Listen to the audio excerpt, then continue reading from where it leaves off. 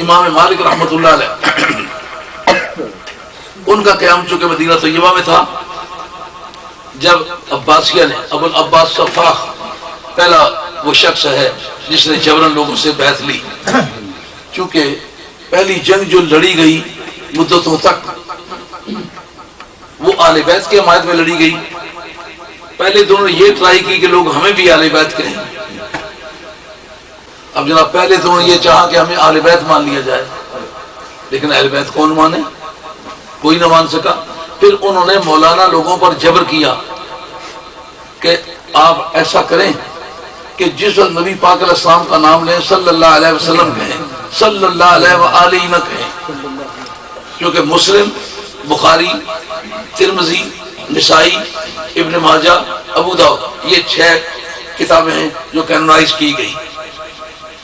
ان میں سے ایک کتاب میں بھی، پوری کتابوں میں 2 4 6 جلدوں کی کتابیں ہیں، آپ جس کی حدیث بیان کریں گے قال قال رسول اللہ صلی اللہ علیہ وسلم علیہ وآلہ وسلم، لفظ آل کو انہوں نے پینے کی کوشش کی کہ یہ لفظ استعمال کرنے سے ہماری سیاسی سہولتوں کو نقصان پہنچتا ہے، سیاسی تحفظ ملنے میں دقت ہوتی ہے، کیونکہ پھر ہم لوگ مخالف طریقے سے لوگ سمجھے جاتے ہیں۔ پر اللہ صلی اللہ محمد وعلی آل محمد کو کس طرح نکالو؟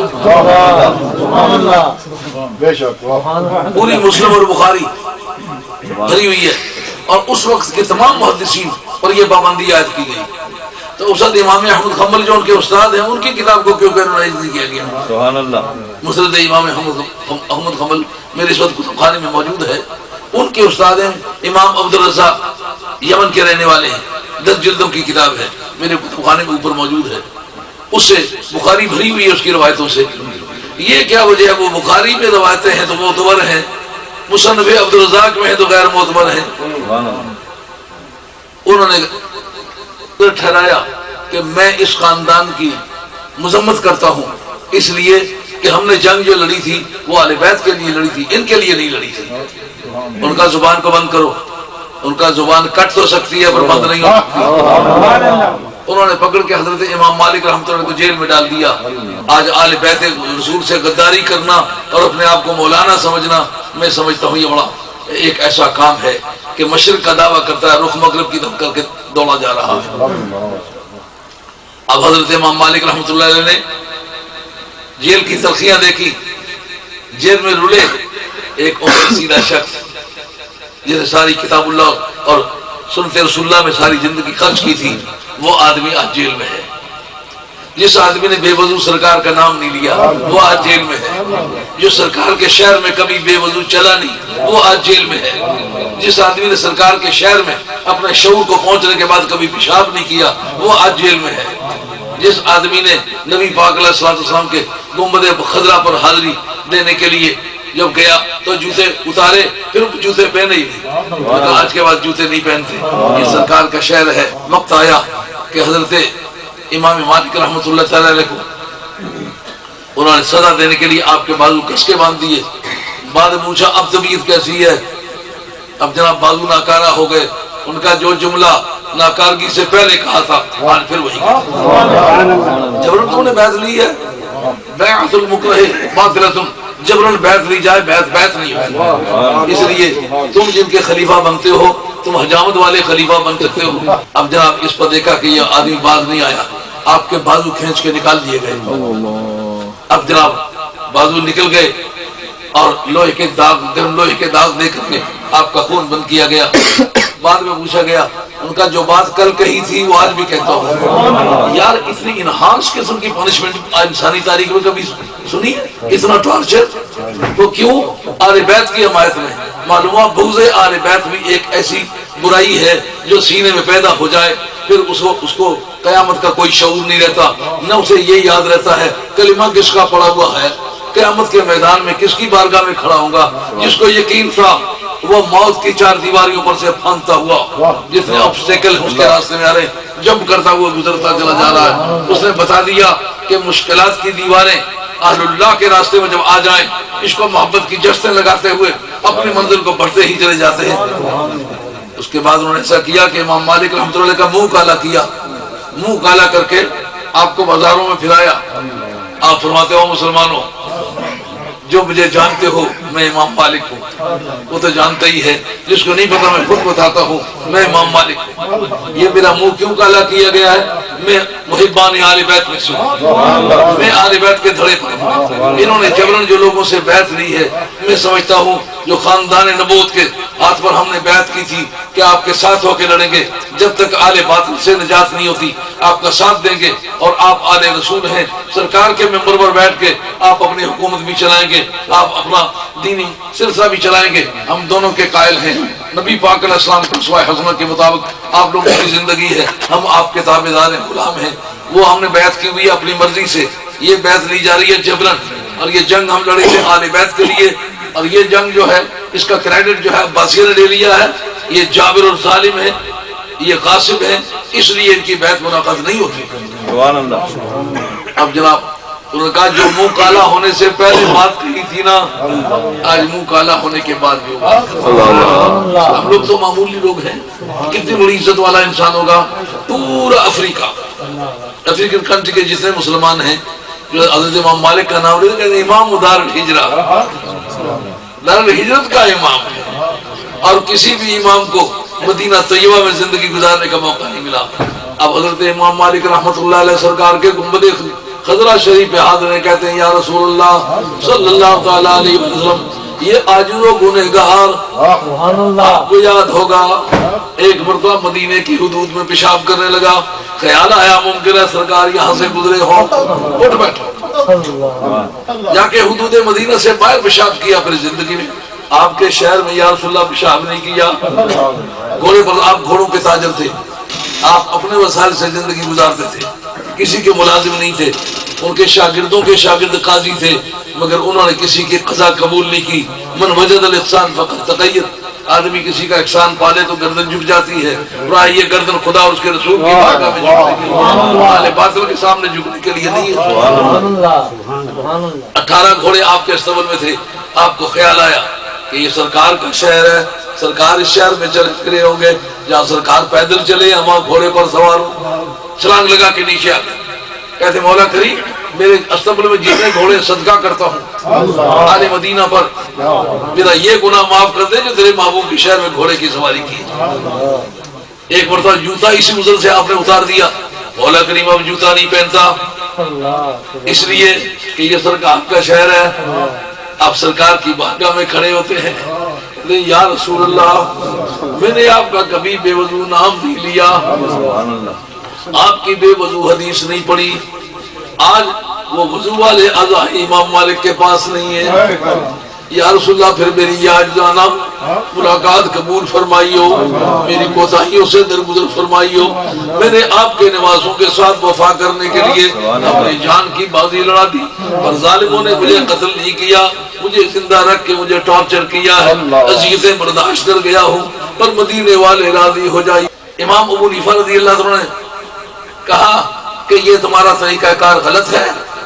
امام یوسف رحمۃ اللہ علیہ ہدایت شریف کے اندر موجود ہے کہ جو تکبیریں پڑھی جاتی ہیں نماز میں عید کے موقع پر، تو انہوں نے 3 تکبیروں کے بجائے 4 تکبیریں فالتو تسلیم کی ہیں، جبکہ امام ابو حنیفہ کا مذہب 3 تکبیروں کے بارے میں ہے اور اس پر اتفاق ہے، اور وہ روایات معتبر ہیں، لیکن ان کی دلجوئی کے لیے اور بھی ہزارہ فیصلے ایسے کیے جو ان کی دلجوئی مراد تھی، اس میں خدا اور اس کے رسول کی دلجوئی مراد نہیں تھی۔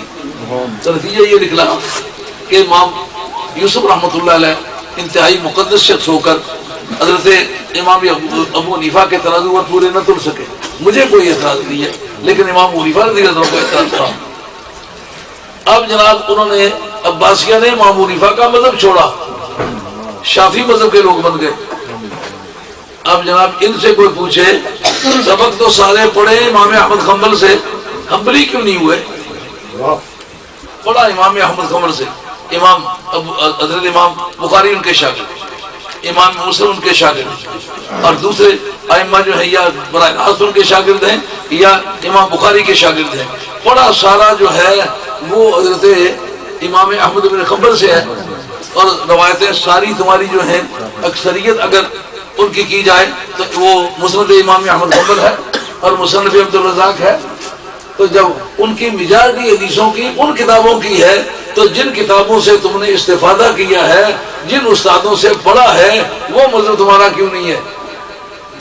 قاعدہ کیا ہے جس سے کچھ لینا شامت کرنا پڑتی ہے؟ چونکہ انہوں نے مذہب شافعی اختیار کر لیا ہوا تھا، اپنی کتابوں کو کینونائز کرانے کے لیے ان کو بھی شافعی مذہب اختیار کرنا پڑا۔ لیکن امام شافعی رحمۃ اللہ علیہ کا عقیدہ کیا ہے؟ کہتے آل النبی ذریعتی وہم الیہ وسیلتی۔ نبی پاک علیہ السلام کی آل ہے۔ حق تو یہ ہے نا جس کو کوئی اپنا امام مانے اس کی بات بھی مانے۔ بات سمجھ آ رہی نہیں؟ یہ جملہ میرا یاد رہے گا، جو کسی کو امام مانے بات بھی مانے۔ امام شافعی کا عقیدہ کیا ہے؟ ان سب محدثین سے بھی پوچھیں گے، دوسرے مولانا لوگوں سے بھی پوچھیں گے کہ علم حدیث کا پہلا ڈاکٹر بھی حضرت امام شافعی ہے۔ اور امام شافعی ہو کر کہتے ہیں اہل النبی ذریعتی وہم الیہ وسیلتی ارجو بہم اوتا غدا بید الیمین صحیفتی۔ آل نبی میرا ذریعہ ہے، یعنی میں نے قرآن مجید یاد کیا ہے اور کئی لاکھ حدیث پر عبور ہے، قرآن مجید کی آیات کو قواعد و ضوابط کے مطابق سمجھتا ہوں، علم فقہ کا رازدار ہوں۔ پہلی مرتبہ اصول فقہ لکھنے کا کام، اصول حدیث لکھنے کا کام امام شافعی رحمۃ اللہ نے کیا ہے، بڑے پائے کا آدمی ہے، اور آپ نے فقہ پر بھی کام کیا ہے، اصول پر بھی کام کیا ہے، اور آپ کا کام یادگاری ہے، میرے کتب خانے میں الحمدللہ موجود ہے۔ کہتے یہ سارے کام کیے ہیں، اللہ بڑی کی ہے، بڑی محنت کی ہے، اور قیامت کے میدان میں جس سہارے پر جانا چاہتا ہوں وہ یہ ہے آل النبی ذریعتی وہم الیہ وسیلتی۔ آل نبی میرا ذریعہ ہے، وہ خدا کی بارگاہ میں میرا وسیلہ ہے، اور میں امید یہ کرتا ہوں کہ ان کی وجہ سے، سمجھ آئے گی، اور ان کی وجہ سے اللہ تعالیٰ قیامت کے میدان میں میرے دانے ہاتھ میں میرا صحیفہ دے گا۔ دانے ہاتھ میں صحیفہ دینا اس کو کنایا کہتے ہیں، جو جنتی ہوگا اس کے دانے ہاتھ میں دیا۔ یعنی قیامت میں اور کوئی ڈیزرویشن نہیں سمجھتا، کوئی استحقاق نہیں سمجھتا، کوئی میری ایلیجیبلٹی شیٹ میرے پاس نہیں ہے۔ اگر میرے پاس قیامت کے میدان میں جنت کے استحقاق، جنت کے حقدار ہونے کی کوئی وجہ ہے تو وہ اولاد فاطمہ سے میری محبت۔ کفاکم من عظیم القدر انکم من لم یصلی علیکم لا صلاۃ لہ۔ حضرت امام شافعی نے بڑی بنیاد پر سے پکڑا، ان کا نماز کا تو ہر آدمی قائل ہے کہ نہیں؟ قائل ہے جی، فرض ہے۔ امام شافعی فرماتے ہیں میرے نزدیک درود شریف پڑھنا بھی فرض ہے۔ سبحان اللہ۔ اور شاہ عبدالعزیز صاحب محدث دہلوی لکھتے ہیں اپنے فتاوی عزیزیہ میں، ابھی رات کو میں دیکھ رہا تھا، ان کا آل بیت سے محبت جو ہے یہ امور سنن میں سے نہیں، یہ مطابقت سنت میں سے نہیں، یہ احکام سنت میں سے نہیں ہے، یہ واجبات شریعہ میں سے ہے، یہ شرعی واجبات میں سے ہے، یعنی سنت نہیں ہے۔ آل بیت سے محبت کرنا شرعن واجب ہے۔ نماز کے متعلق عقیدہ رکھنا یہ کہ ضروری ہے، اسی طرح یہ عقیدہ رکھنا کہ آل بیت سے محبت فرض ہے، آل بیت سے محبت فرض ہے، اور انہی کو ذبح کرنا جنت ملنے کا ذریعہ بھی ہے۔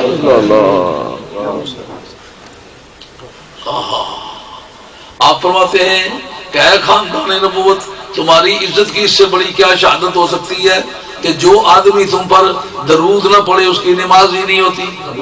دیکھنا کیا پہلی امتوں میں کوئی ایسا سسٹم تھا کہ جب تک نبی کی اولاد کا ذکر نہ کرے اس وقت تک اس کی نماز نہ ہو؟